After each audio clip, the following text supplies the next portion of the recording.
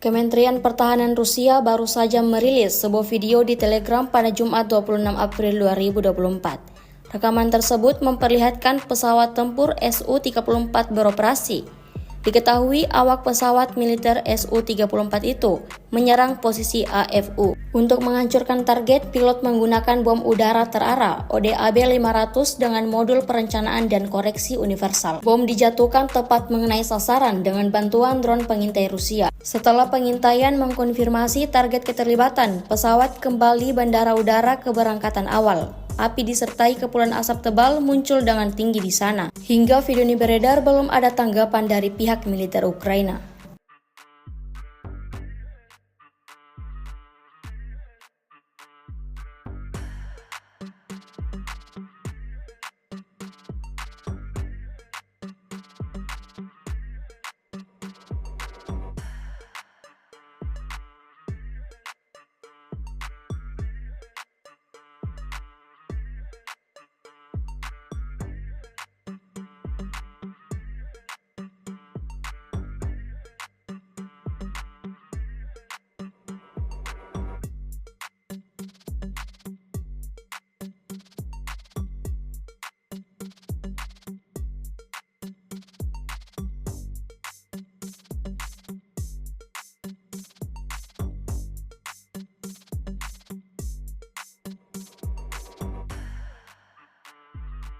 Download Tribun X sekarang, menghadirkan lokal menjadi Indonesia.